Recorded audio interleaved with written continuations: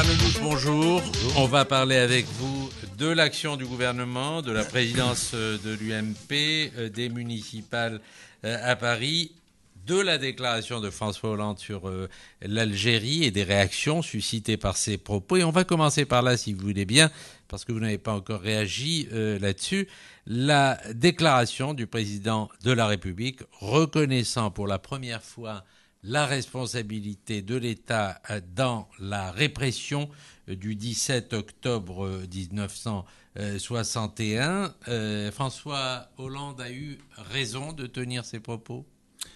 Écoutez, vous ne m'empêcherez pas de penser que dans cette déclaration, même si elle est sans doute pleine de bonnes intentions, il y a quand même un calcul politique. On a ouvert toutes ces dernières semaines toutes sortes de débats de société qui n'ont rien à voir les uns avec les autres d'ailleurs, hein, sur le droit de vote des étrangers, sur le mariage homosexuel, et maintenant on parlait de commémoration, de repentance sur l'Algérie, au moment où la situation économique du pays devient de pire en pire. On est à 30 000 chômeurs par mois, où la politique du gouvernement est exactement le contraire de ce qu'il faut faire. Les Français s'en aperçoivent, et donc on ouvre des fronts. On appelle ça en stratégie militaire, on appelle ça de la diversion. Donc il y a incontestablement un calcul. Il y a évidemment un jeu de symboles aussi. C'est un symbole fort pour la gauche. Et le président de la République, qui est un politicien chevronné, sait très bien que ce genre de choses va diviser les Français, poser un problème à la droite. Moi, je vais vous dire, je pense que toutes ces lois mémorielles sont toujours un peu complexes, mais j'ai rien contre le fait de purger la guerre d'Algérie, y compris dans nos relations avec la République algérienne. Et plus on a les yeux ouverts sur le passé, mieux on se porte. Simplement, dans la déclaration du président, j'ai noté qu'il avait les yeux ouverts que d'un côté. En octobre 61, il y avait énormément de morts aussi. Par ailleurs, il y avait les attentats partout. On était dans une situation de guerre civile, de fin de guerre civile, mais c'était une période extrêmement trouble. Donc, bien sûr, il y a eu de la répression. Il y avait aussi beaucoup de morts de l'autre côté, hein, beaucoup de terrorisme, beaucoup de Français qui mouraient. Donc, il est toujours facile, à 50 ans après, d'émettre un jugement unilatéral sur une situation aussi complexe. Bon, cela dit, j'ai rien contre le fait d'apaiser les choses avec l'Algérie, d'apaiser les choses avec la communauté algérienne en France. Encore faut-il le faire de façon équilibrée. C'était une situation de guerre civile. Un tout dernier mot, j'ai entendu des gens, y compris dans l'entourage du président de la République, qui faisaient un parallèle avec le discours de Jacques Chirac sur le Veldiv. Et là, je suis quelque part très très choqué, parce que le Veldiv, c'est quand même l'extermination des Juifs de France par l'État de Vichy. On était sous occupation, c'était la Deuxième Guerre mondiale. C'était un régime à la solde des Allemands. En 61, c'était la Ve République, le général de Gaulle et la fin d'une guerre coloniale. Donc, c'est pour ça que ces lois mémorielles sont toujours extrêmement complexes. Alors François Fillon a lui dénoncé, je cite, une culpabilité permanente, et il a dit que notre pays en gros n'avait pas besoin de ça, puisque la France serait, toujours d'après l'ancien Premier ministre, en dépression nerveuse quasi permanente. Oui. Vous vous associez à ces... Oui, je pense qu'il a une vision très lucide de ce qui se passe. Notre pays va pas bien. Les Français sont en fait dans une situation de déni du monde réel, mais pas depuis hier matin, depuis longtemps. Alors que toute l'Europe, depuis longtemps, fait des réformes. Les Allemands les ont commencées il y a déjà presque une quinzaine d'années, et en tirent aujourd'hui avantage. Pas que les Allemands, les Finlandais, les Suédois, les Hollandais, les Autrichiens. En gros, toute l'Europe du Nord, sans parler des Suisses naturellement, a parfaitement compris ce qui se passe. Donc il faut travailler davantage, il faut mieux s'organiser, il faut un dialogue syndical et politique, presque d'union nationale sur ces sujets-là, pour que les pays ne s'enfoncent pas dans la faillite. Or, la France, elle est dans le déni. Il y a eu, pendant la campagne électorale, un magnifique article de The Economist, l'hebdomadaire britannique, où on voyait les deux principaux candidats, Nicolas Sarkozy et François Hollande, allongés dans l'herbe, dans un pastiche du fameux tableau d'Édouard Manet, entouré d'odalisques. On parlait de tout aux Français, sauf du monde réel. Et moi, je regrette que Nicolas Sarkozy, je le dis aujourd'hui, je sais bien que c'est pas l'époque des droits d'inventaire, mais personnellement, je m'en moque, je suis un homme libre. J'étais très fier de participer au travail gouvernemental de réforme à côté de Nicolas Sarkozy et de François Fillon. Je n'en ai les yeux que plus ouverts sur ce que nous avons fait de bien et de moins bien. Le malheur a voulu que nous ayons commencé cette campagne présidentielle, à mon avis, sur un discours de vérité. Je me souviens du passage de Nicolas Sarkozy à côté d'Angela Merkel pour expliquer que la croissance et la rigueur ne sont pas antinomiques et que si on veut la croissance, il faut remettre de l'ordre dans nos comptes publics. C'est ce qu'avait dit Fillon 5 ans plus tôt. Je suis à la tête d'un pays en faillite. Et puis après, ça a basculé dans autre chose. Enfin, il n'en a pas tiré les conséquences. Non, mais on a quand même fait un certain nombre de choses. On a commencer à remettre de l'ordre. Regardez, les emplois publics, c'est la première fois que les emplois publics baissaient dans notre pays, que la dépense publique n'augmentait plus. On a fait de vraies économies. Pas assez, sans doute. On peut nous faire ce reproche. Mais après, la campagne, elle est partie sur autre chose. On est parti sur la viande halal côté Sarkozy et côté Hollande, on est parti dans l'ennemi invisible des marchés, le traité européen qui était le diable, la démondialisation, enfin toutes sortes de plaisanteries sur lesquelles aujourd'hui la gauche se mord les doigts parce qu'ils ont dit le contraire du réel aux Français. Et aujourd'hui, ils sont rattrapés par la réalité. C'est pour ça que quand ils ont été élus, je leur ai dit bienvenue dans le monde réel. Et là, ils ont percuté. Regardez le sommet européen ces derniers jours à Bruxelles. On va en parler. Et ce désaccord ouvert entre la France et l'Allemagne, tout ça est très inquiétant. Et les Français l'ont compris, d'où la dépression nerveuse. Ils nient le monde autour d'eux, ils ne veulent pas le voir parce que ça les oblige à remettre en cause quelque chose qu'ils ne veulent pas faire. Le fameux modèle social à la française, qui est financé entièrement à crédit depuis 40 ans.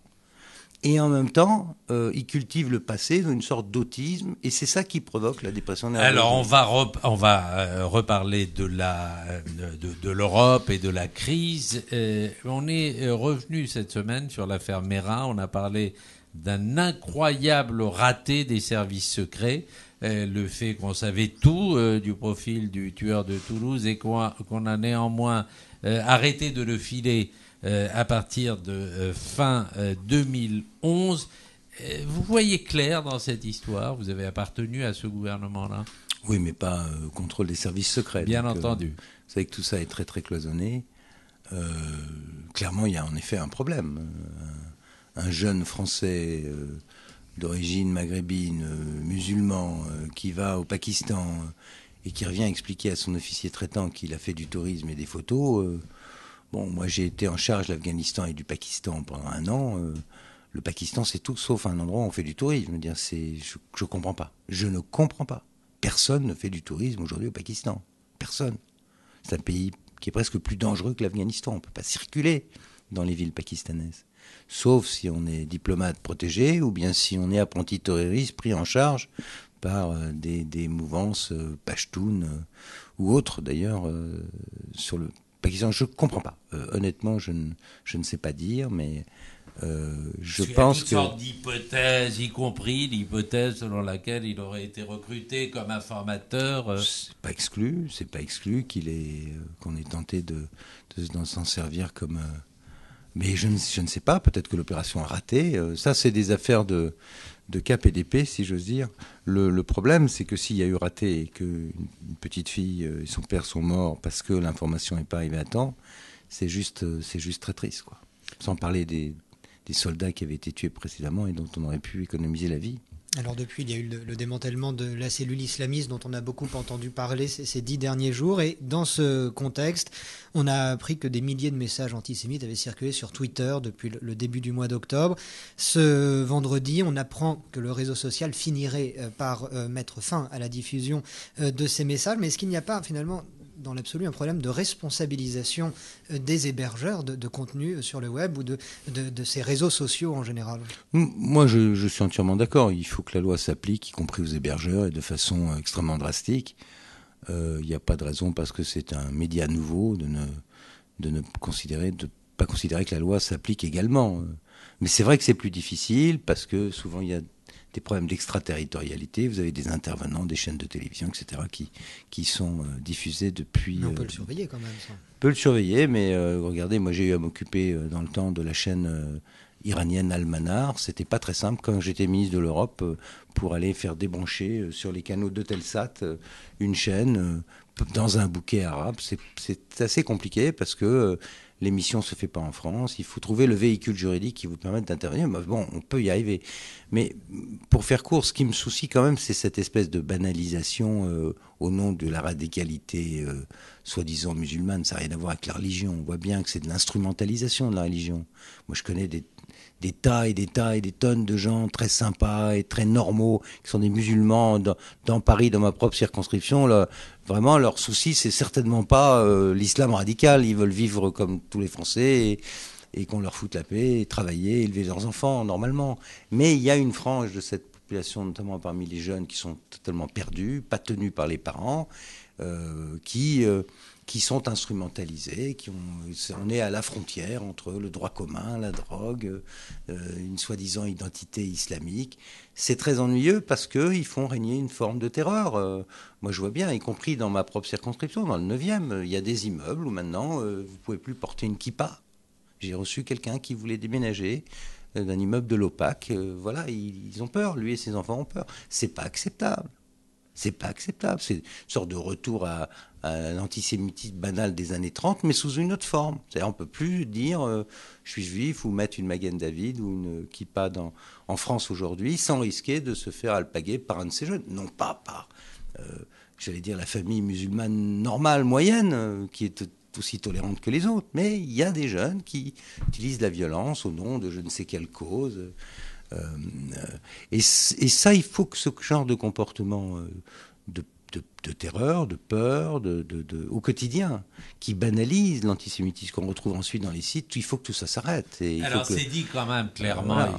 il faut le reconnaître aussi, c'est dit clairement par Manuel Valls, le ministre de l'Intérieur, dont la popularité est au sommet, au summum.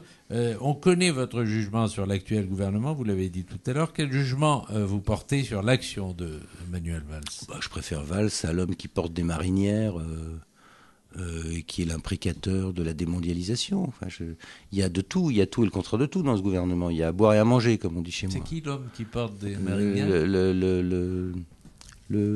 Comment ça s'appelle l'homme orchestre, là, l'homme sandwich en marinière, là. C'est extravagant ce qu'on voit. C'est extravagant ce qu'on voit. Regardez la différence entre le ministre de l'Intérieur et la ministre de la Justice, par exemple. Sans parler d'une bonne moitié du gouvernement dont personne n'a jamais entendu parler. Et de quelques-uns qui passent leur temps à se tirer la bourre ou à faire des couacs pour diminuer l'autorité du Premier ministre. C'est extravagant. Déjà que c'est difficile de gouverner ce pays aujourd'hui dans la situation où nous sommes, si en plus il y a ce sentiment d'amateurisme, d'absence de contrôle, qui s'ajoute au fait que la ligne politique du gouvernement, franchement, est illisible, parce qu'on entend tout et le contraire de tout, suivant les jours. Un jour, il y a choc de compétitivité, un jour, il est reporté de 3 ans. Un jour, on signe plus le traité parce que le traité, c'est le diable, un autre jour, on ratifie le traité. Un jour, on dit qu'on va faire la règle d'or, puis après, on vous dit « Ah ben non, finalement, les 3%, ça va être trop dur, peut-être que ça va être une règle en chocolat ». Évidemment que ça se passe mal avec les Allemands. Et le reste de l'Europe, d'ailleurs. Alors, tantôt la France se met avec l'Italie et l'Espagne, l'avocat du syndicat des pays fauchés du Sud, pour essayer d'isoler l'Allemagne. Tantôt, on a besoin de l'Allemagne, on s'accroche à l'Allemagne pour trouver une solution sur la régulation bancaire.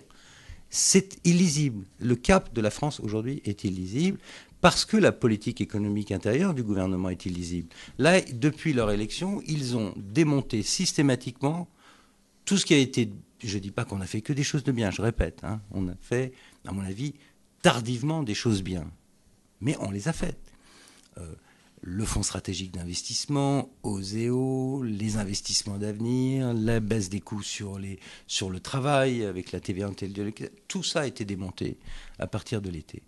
Et n'a suivi qu'un énorme matraquage fiscal sur tout le monde, beaucoup sur les entreprises, et après on s'étonne que les boîtes ferment, les gens partent, et qu'on est à 30 000 chômeurs de plus par mois. Mais à ce rythme, ça va être très très compliqué l'année 2013. Alors justement, très compliqué. Vous étudiez depuis le début de la semaine le budget 2013. L'Assemblée va valider ces fameux 75% comme plafonnement de l'imposition. À vous entendre, il n'y a donc aucune mesure valable dans ce budget 2013 du gouvernement Ayrault. Hélas non, il y a eu cette semaine un article d'un professeur d'économie qui a été un dirigeant d'entreprise aussi, qui expliquait que la différence entre un chef d'entreprise français, anglais et allemand, c'est que le français, à la sortie, quand il a travaillé toute sa vie et qu'il vend son entreprise, sur une entreprise qui vaut 100, il gagne 30, alors que le voisin va gagner 120, 130 ou 90. Bien. Ça veut dire quoi? Ça veut dire que l'esprit d'entreprise, l'entrepreneur en France n'a plus envie d'être entrepreneur. Et à l'autre bout de l'échelle, quand vous supprimez la défiscalisation des heures supplémentaires, pourquoi voulez-vous qu'ils fassent des heures supplémentaires si ça ne leur rapporte pas plus? Donc, au deux bouts de l'échelle, si vous voulez, vous avez un pays qui produit de moins en moins. Alors, Monsieur Montebourg, il peut toujours se balader avec sa marinière et son moulinex sous le bras. Ça fait un peu court. Le problème de la France, c'est que nous avons 91 000 petites et moyennes entreprises qui travaillent à l'export, quand les Allemands en ont 400 000. Et elles sont, en général, bien plus grosses que les nôtres. Le taux de marge sur une boîte française, c'est au maximum 7% quand il dégage 17% de l'autre côté du Rhin. Ça veut dire quoi? Ça veut dire qu'il y a plus d'argent pour l'investissement, plus d'argent pour l'innovation. Et l'effondrement de notre commerce extérieur, c'est pas que les Chinois. Toutes les parts de marché que nous avons perdues, l'essentiel, c'est en Europe, et nous avons perdu aux Allemands. Et pourquoi aux Allemands? Parce qu'ils ont fait ce travail de baisse des charges sur les salariés, de flexibilité. Quand le carnet de commandes se réduit, on ne renvoie pas les gens, ils travaillent moins. Quand il y a plus de travail, ils travaillent plus. Bref, on a mis de la flexibilité et on a mis des encouragements pour gagner de l'argent. En France, on a essayé de le faire sous Sarkozy, encore une fois tardivement, malheureusement au milieu d'une crise systémique épouvantable. Et à la fin, on a des gens en face de nous qui nous ont dit « Ah non, c'est tout la faute à Sarko, il n'y a pas de crise, c'est Sarkozy le responsable, on démonte tout ». Bon, ils ont tout démonté. Il y a une situation, on voit bien, où le pays, maintenant, doit faire les réformes. Moi, j'en appelle à François Hollande. Bon, la campagne est terminée. Je dis à M. Hollande, maintenant, il faut faire le job. Il faut arrêter l'idéologie, il faut s'inspirer de ce qui marche autour de nous, il faut que la gauche française fasse son aggiornamento idéologique 50 ans après le SPD allemand, à Bad Godesberg.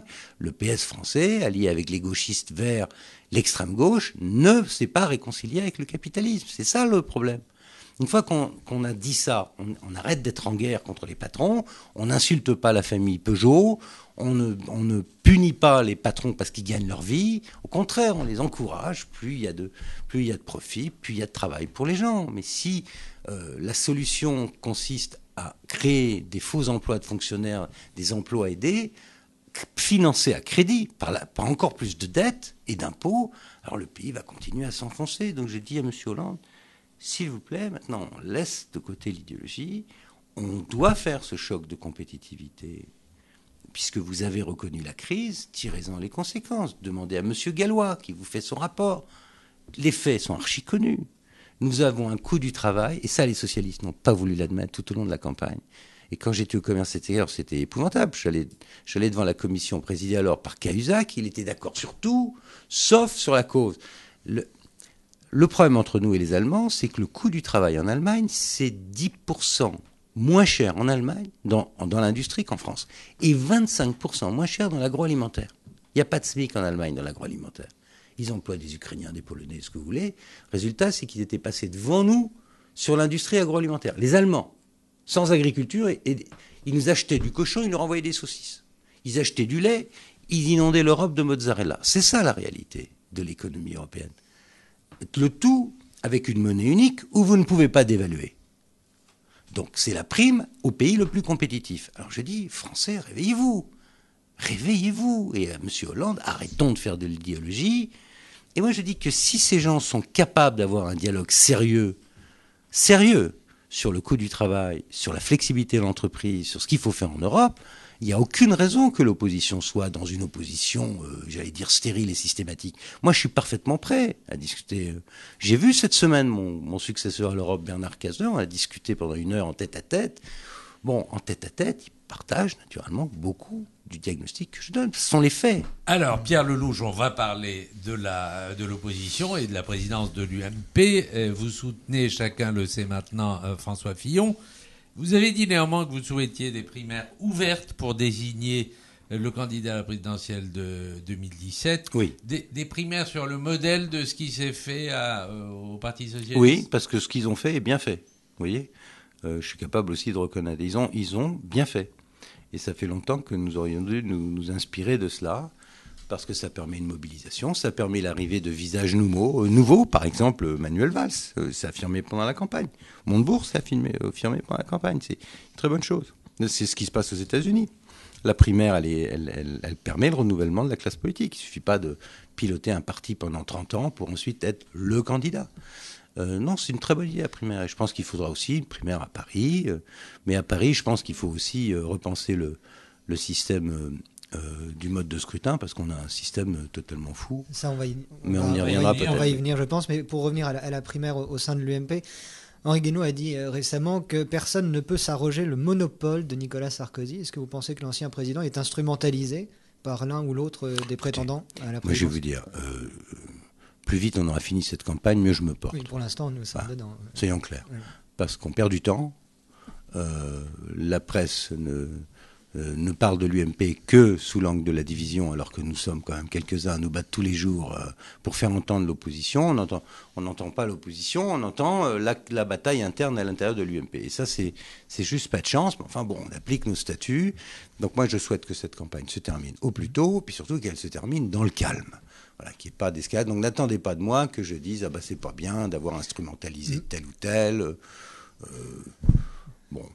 Les choses vont se décanter, oui. J'espère que ça va se faire tranquillement. Enfin, moi, j'ai pris ma position parce que j'ai beaucoup d'amitié et d'affection d'ailleurs, et pour l'un et pour l'autre, mais je pense que les Français ont besoin de la sérénité qu'incarne François Fillon. Et voilà, et j'ai donné aucune consigne à mes militants, ils feront ce qu'ils voudront, mais enfin, ils m'ont entendu. Vous soulignez que la presse ne parle que des divisions au sein de l'UMP actuellement. Ça avait été le cas, il me semble, au moment de la primaire au sein du PS, d'ailleurs, où la presse ne parlait que des divisions. Quoi qu'il en soit, est-ce que dans cette bataille Copé-Fillon, on va avoir des cicatrices à l'UMP ? J'espère que non. J'espère que non. Il y a un risque quand même J'espère que l'un et l'autre ont compris qu'ils devront vivre ensemble après et que les militants vivent à l'intérieur du même parti. Donc j'espère que non. Pierre Lellouche, vous êtes aussi favorable, vous l'avez dit, à des primaires ouvertes pour les municipales de 2014 à Paris. Vous serez candidat ? Je sais pas Votre encore. Votre nom a circulé parmi d'autres. Je ne sais pas encore. Mon job, c'est d'essayer de donner un coup de main à ma famille politique et surtout au peuple de Paris, qui n'est pas entièrement de gauche, qui a bien mesuré les insuffisances de 10 ou 11 années de la Noé. Je crois qu'ils attendent un débat intelligent, ils attendent des programmes, ils attendent des idées nouvelles, ils attendent des têtes nouvelles aussi. À nous de trouver cela, des idées et des têtes nouvelles. Moi, ce que je crois, c'est que on est aujourd'hui au bout d'un système assez baroque sur le plan institutionnel, parce que rappelez-vous, très longtemps, il n'y avait pas de maire de Paris, il y avait des maires d'arrondissement, mais il n'y avait pas de maire de Paris. Puis par la loi de 75, sous Giscard, on a inventé le maire de Paris, mais on a supprimé les maires d'arrondissement. Quand Chirac a été élu la première fois en 1977, il n'y avait plus de maire d'arrondissement. Il y avait le maire de Paris. Et puis, quand Mitterrand a été élu en 81, immédiatement, il a trouvé Chirac en face de lui, maire très puissant à Paris.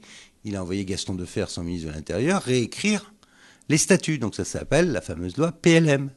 Et donc, Defferre a réinventé les mairies d'arrondissement en faisant cette fois élire les maires d'arrondissement. Donc on a une situation très curieuse où il y a 20 élections, on élit 20 maires d'arrondissement qui n'ont aucun pouvoir, vous m'entendez, aucun pouvoir, les mairies d'arrondissement étant des lieux administratifs pour changer son passeport ou trouver une place en crèche, mais il n'y a pas d'impulsion politique dans tel ou tel arrondissement. Le pouvoir, il est dans la mairie centrale, il est chez Delanoë, et son équipe d'adjoints.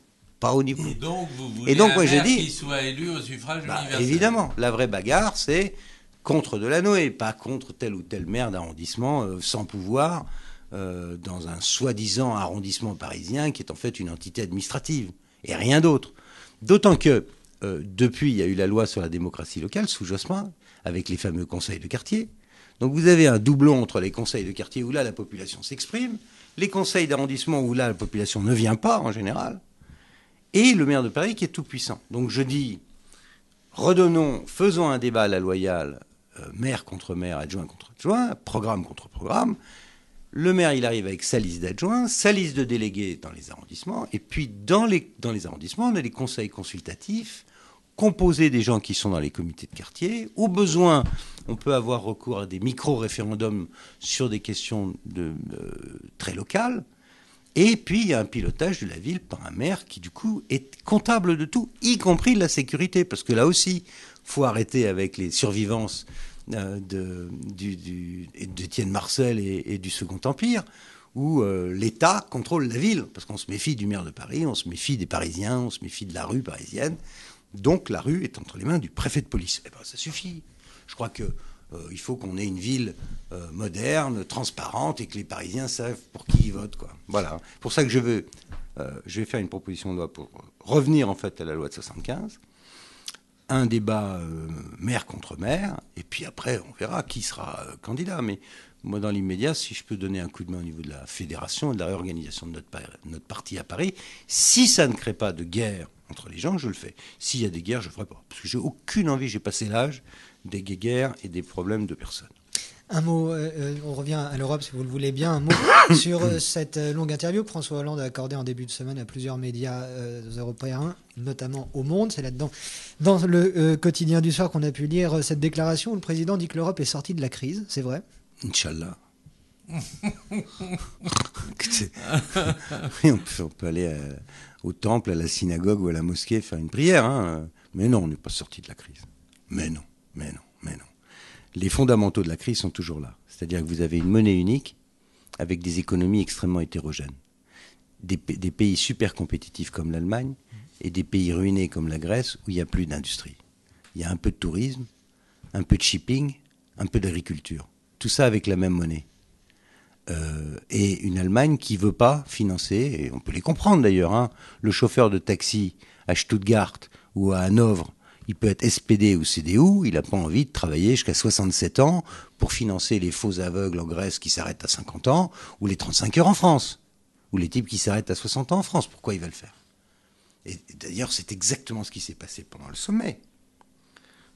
Hollande est arrivé en disant, bon, là c'est un sommet d'étape, moi ce que je veux c'est empocher la régulation bancaire. Mais Angela Merkel a dit, attendez, la régulation bancaire, elle est liée à un accord politique. L'accord politique, c'est que moi je veux que les budgets soient en cohérence les uns avec les autres. Si quelqu'un redépasse la ligne jaune, il faut qu'il y ait un commissaire européen qui retoque son budget. Et donc elle dit, je veux une union politique et je veux un gendarme.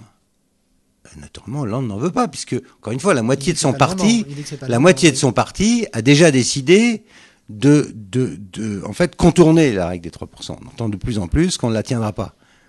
L'encre du traité est à peine signée que déjà, et pas des moindres, le président de l'Assemblée nationale, le premier secrétaire du Parti socialiste et quelques autres disent « Ah ben non, de toute façon, on ne va pas le tenir les 3%, ça va condamner la France à la récession, donc on ne le fait pas. » Alors, si on ne le fait pas, il y aura une crise.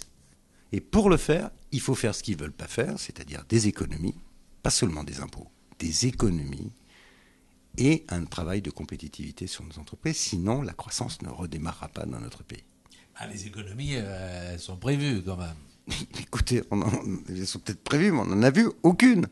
Aucune, vous m'entendez ? Il n'y en a aucune dans le budget qui a été discuté cette semaine. Aucune. Il y a des impôts, des pluies d'impôts. Mais des économies, j'en ai pas vu. Pierre Lellouche, on va terminer par les États-Unis, puisque vous l'évoquiez il y a quelques instants. Vous connaissez bien ce pays, vous suivez sûrement la campagne électorale. Les sondages sont variables. On a le sentiment que les deux candidats sont au coude à coude. Qu'est-ce qui sera décisif ? Qu'est-ce qui fera la différence entre les deux ? En France aussi, c'était au coude à coude. En France aussi, c'était dominé par le chiffre du chômage. Vous savez, une Amérique avec 8-9% de chômage, sans filet social, parce que nous, on a le filet social, c'est très très dur. Hein. C'est sans précédent. Faire fonctionner une Amérique avec 9% de personnes qui ne travaillent pas, qui n'ont pas de couverture sociale, c'est très dur. Donc, les risques de sanctions d'Obama sont grands, même si le chiffre du chômage ont baissé un petit peu ces derniers temps. Ce qu'il sauve, c'est l'impréparation du Parti républicain. Marquez, les socialistes, ils ont gagné en France sans être prêts du tout à prendre le pouvoir. Donc, tout est possible. Ça va se jouer de façon très, très étroite. Et quelques mois, on disait, mais non, mais Obama a déjà gagné. Les Mormons, jamais. Ils n'iront jamais à un Mormon. Le Parti républicain est parti en vrac. Plus personne ne comprend rien. Tout ça est vrai, d'ailleurs. Le Parti républicain s'est radicalisé avec les Tea Parties. Mais au final du final, quand même, quel que soit le vainqueur, ce que je crains, ce qui va se passer, c'est qu'on va avoir une Amérique qui va être de plus en plus repliée sur elle-même, de plus en plus en train de regarder ses problèmes internes, de moins en moins intéressée par ce qui se passe en Europe. De toute façon, regardez ce qui s'est passé en Libye. Et regardez, rappelez-vous de la formule de Obama, « leading from behind ». Je dirige de derrière, ce qui est quand même spécial pour les États-Unis. On dit que les États-Unis regardent du côté de la Chine plutôt. En plus, il y a évidemment une prise en compte le conflit avec que le compétiteur du XXIe siècle, c'est la Chine, dont la montée en puissance, y compris militaire, devient problématique pour tous les États de la région. Donc on va avoir une Amérique qui va se désengager d'Europe, qui le vide au Proche-Orient. On voit bien, quand il n'y a pas de leadership américain, il ne se passe pas grand-chose, parce que les Européens n'embrayent pas. Il n'y a pas d'union non plus, là, entre la France et l'Allemagne. Il n'y a pas. Donc tout ça est un peu problématique. Pour finir, excusez-moi, est-ce que on va attendre la fin de la campagne américaine? On va attendre la fin de la campagne et les élections pour avoir une position plus claire de l'Amérique vis-à-vis de l'Iran? Oui, à mon avis, oui. À mon avis, oui. Vers quoi? Vous avez une idée? Pour l'instant, on est dans une phase de renforcement de fonctions. Il y a un premier contact qui est prévu au mois de novembre, comme par hasard. Le contact entre le groupe des 6 et l'Iran, c'est prévu pour après les élections présidentielles américaines. À mon avis, ce ne sera pas le bon moment, parce que si la présidence change, le temps que la nouvelle équipe s'installe, il faudra attendre janvier-février. Pour l'instant, on est dans des sanctions qui commencent à mordre, quand même, en Iran. On voit bien, sur le plan économique, sur le plan du pétrole, sur le plan de la banque, de la monnaie. Donc je crois que c'est la bonne approche. Il faut durcir les sanctions. Pierre Lellouche, député de Paris, ancien ministre du Commerce extérieur, merci d'avoir été l'invité. Et de l'Europe. Et de l'Europe. C'est important. Merci.